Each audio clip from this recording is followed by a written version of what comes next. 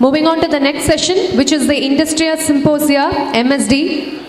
To talk on the topics differences in Incretin Effect in South Asians, implications for DPP-4 inhibitors use, and cardiovascular safety with DPP-4 inhibitors, a relook at the emerging data, I call upon Dr. R. Srinivasan and Dr. Krishna Seshadri onto the stage as speakers.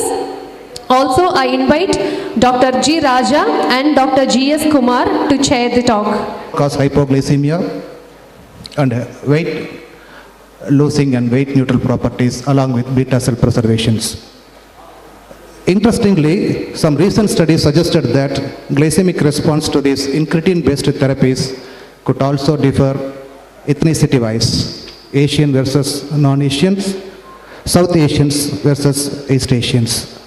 With this introduction, I invite Dr. Srinivasan to address about his topic, differences in incretin effects in South Asians, implications for DPP-4 inhibitor use.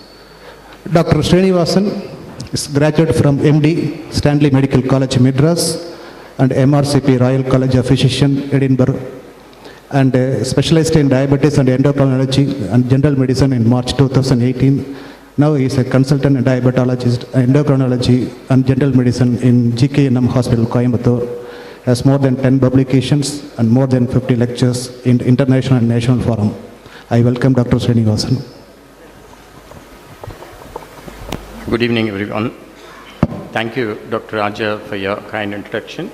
First of all, I would like to congratulate Dr. Prem, Dr. Satya, Dr. Vignesh, Dr. Saktivel, and the whole diabetes team from Salem, who has made this event a great success. My topic today is incretins in South Asians and the implications of DPP-4 inhibitor in our use.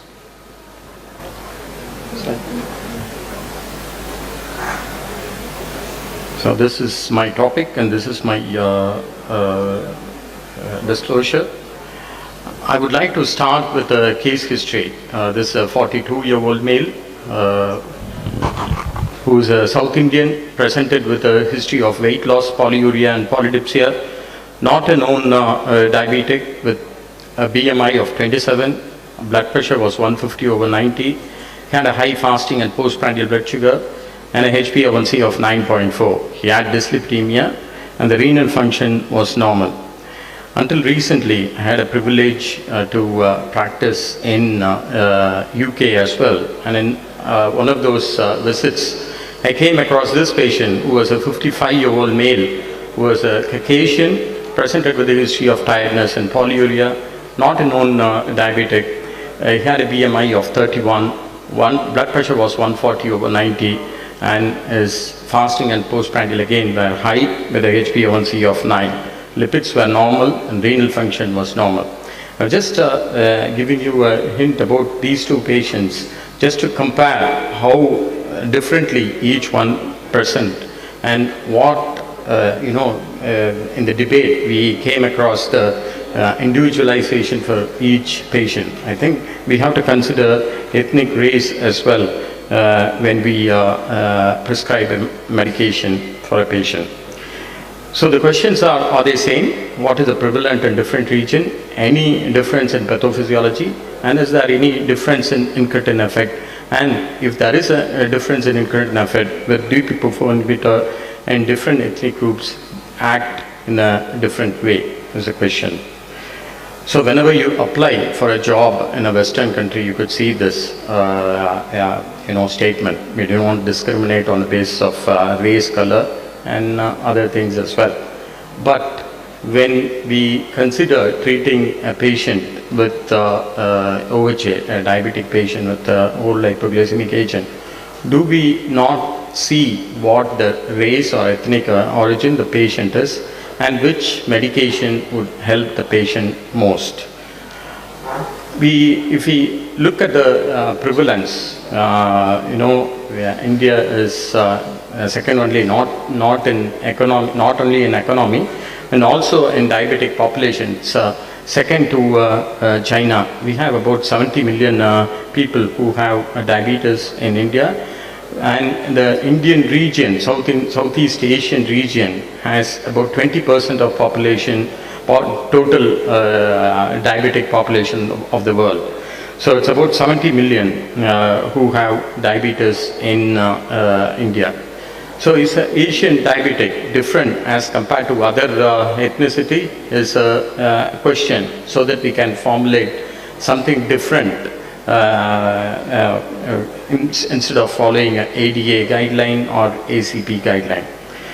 In the natural history of type 2 diabetes, you can see there is insulin resistance as a first part of occurrence, and as the insulin resistance grows, there will be hyperinsulinemia at the beginning, which turns out into beta cell failure, and about 50% of beta cell function lost when the patient was diagnosed with diabetes. If the patient is left uncontrolled over a period of time, they develop macrovascular and microvascular complications. Insulin resistance is very high in Asian population. This is measured as the South Asians have a higher fasting insulin concentration compared to other ethnic groups, regardless of the age, gender, and BMI. It was looked at in neonates, school children, and teenagers of South Asian and also European white Caucasian counterparts, and it was found that the insulin levels were high in even neonate school children and teenagers comparing to Caucasians. This is a Dutch study where they looked into the insulin and GLP-1 levels in a healthy young Asian people and compared with Caucasians during a oral glucose tolerance test. And in this, for the given normal glucose level, what happened was there was an increase in insulin and GLP-1 level in both in South Asian comparing to Caucasian. In another schematic representation, the area under the curve for insulin and GLP-1 level were high for South Asians comparing to Caucasians when they did the oral glucose tolerance test. Why is that? We have an excessive insulin resistance in Asian Indians. This is because could be due to the thrifty genotype. That is, we store energy in a labile form in case of overfeeding. This was in olden days, and which can be used during a famine. So we tend to put on more weight in the abdominal area, that is even visceral fat, which causes increase in insulin resistance.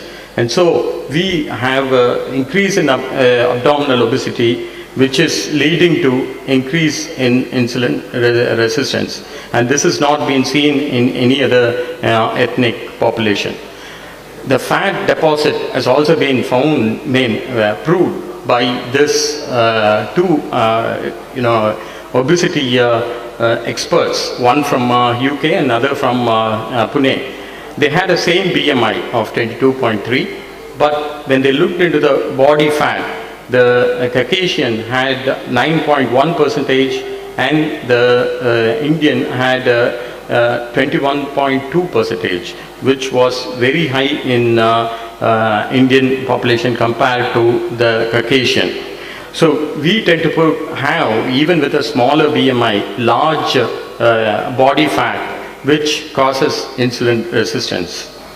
So if you consider the pathophysiology of type 2 diabetes, Asian and white patients with type 2 diabetes differ, and the Asian patients are characterized with relatively low BMI, higher amount of visceral fat, predominant insulin secretory defect at the time of diagnosis of type 2 diabetes, and they develop diabetes at much shorter time and at a younger age group.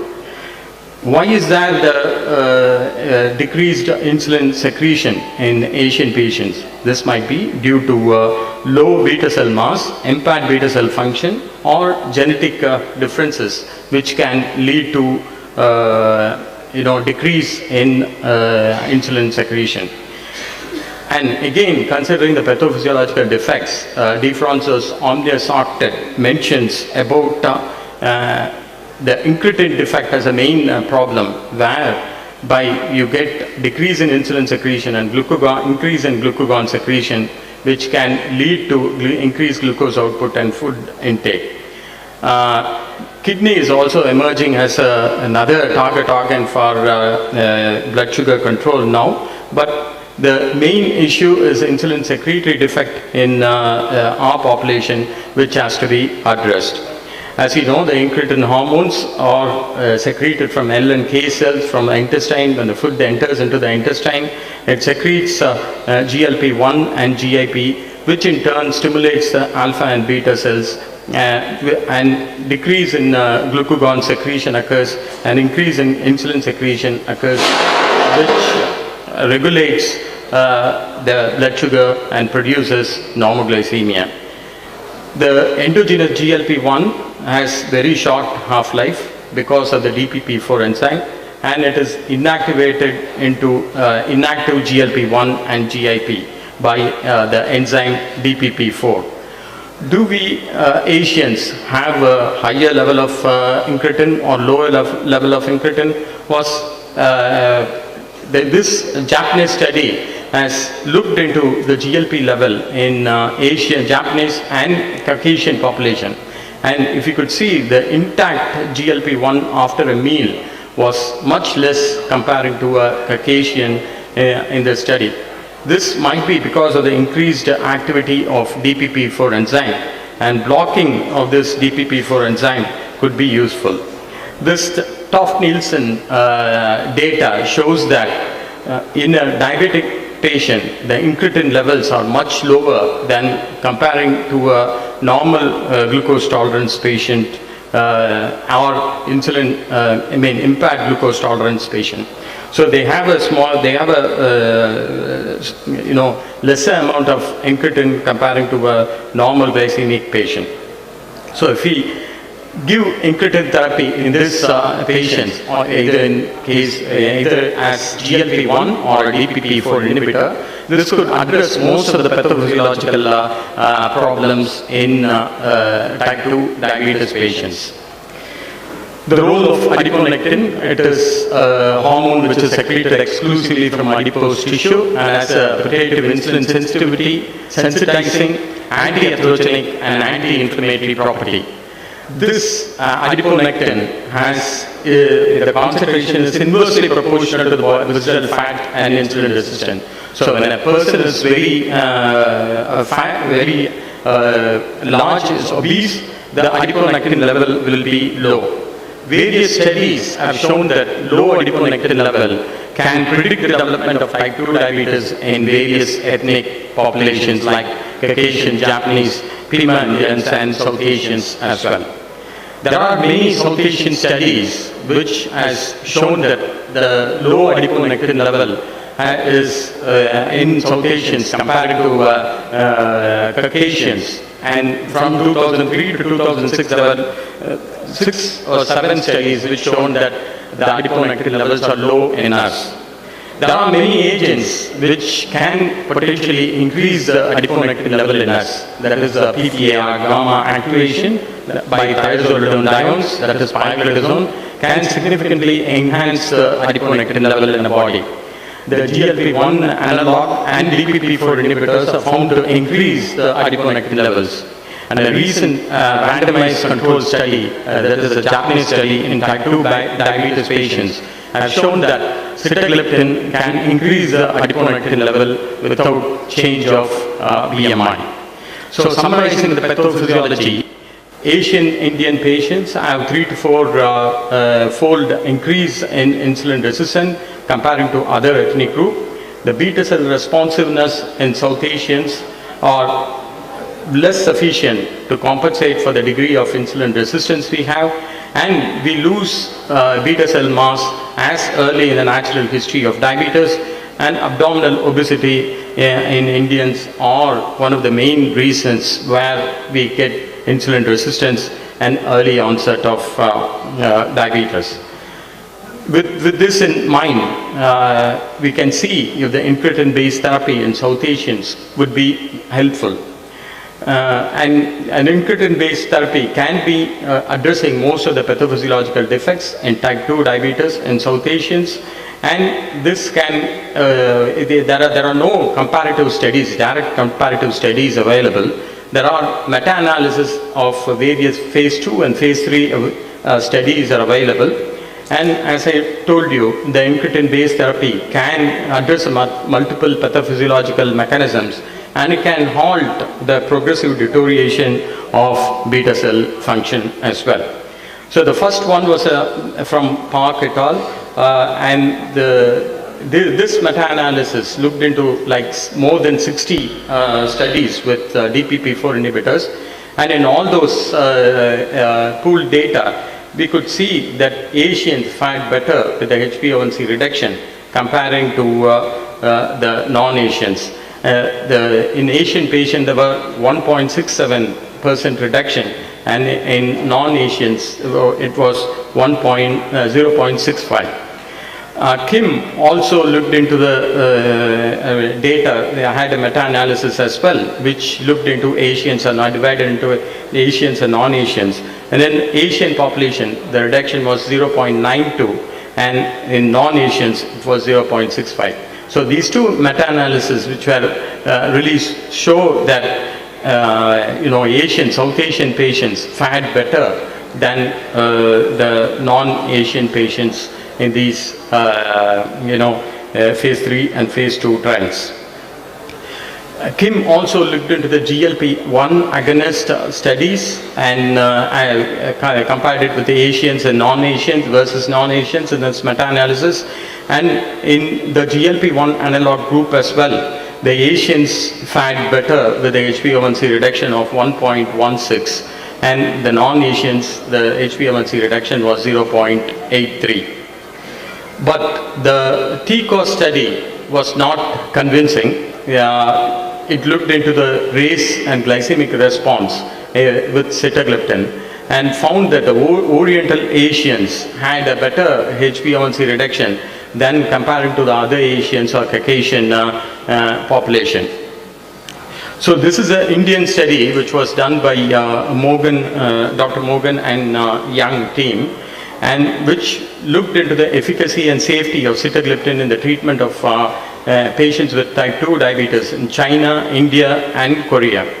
So the patients were the patients who were already diabetic with oral hypoglycemic agents were stopped for 3 to 5 weeks, or the medication naive patients were included in the study, and they were divided into 2:1 ratio to receive sitagliptin 100 mg once daily or placebo. It was an 18-week trial, and they looked into the blood sugar control with HbA1c, fasting blood sugar, and postprandial blood sugar with other indices as well. Looking at the efficacy, the Indian and Korean patients had a better HbA1c control with 1.36 and 1.38% reduction from the baseline of 8.74. But the Chinese patient didn't have a control as good as Indian or Korean patients. The baseline change of fasting blood sugar was about 40 milligram, and the postprandial blood sugar was about 50 milligram in the 18-week trial, and the HbA1c overall was 1.4% reduction in most of 190 patients randomized to receive sitagliptin. So summarizing these results, treatment with sitagliptin 100 milligram once daily as a monotherapy improved glycemic control and measures of insulin secretion in patients with type 2 diabetes, Asian patients with type 2 diabetes. The glycemic efficacy was profound in Indian patients, and sitagliptin was generally well tolerated in Asian patients. This is another study by Dr. Jyotidev, which compared sitagliptin versus glimepiride in patients who were already had treatment with insulin and metformin, who were uncontrolled with insulin and metformin. And it was found that found that the HbA1c reduction was good with sitagliptin compared to glimepiride. There was, from the baseline in 24 weeks, there was about 7.7% reduction in sitagliptin group, and glimepiride group it was 0.4. So sitagliptin fared better when compared with glimepiride in combination with insulin and metformin. Sorry. A reduction in this group, there was also a reduction in insulin dose noted with sitagliptin group comparing to glimepiride, and sorry about this. And the HbA1c target reached with whether they reached a target of 6.5 or 7 was compared between both groups, and the sitagliptin group achieved more patients with in the sitagliptin group reached a HbA1c target of less than 6.5, and more number of patients within the sitagliptin group reached a HbA1c of less than 7 as well.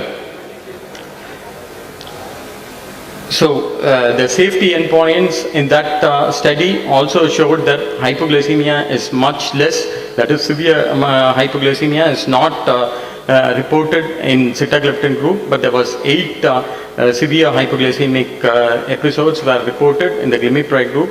Hypoglycemia was less, overall hypoglycemia was less in sitagliptin group comparing to glimepiride when given with insulin.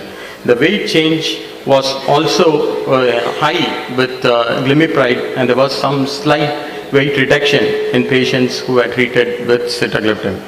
So if you look at the AACE guidelines, what it says is even monotherapy or dual therapy or triple therapy. Previously, the sulfonylurea was the second line treatment after metformin.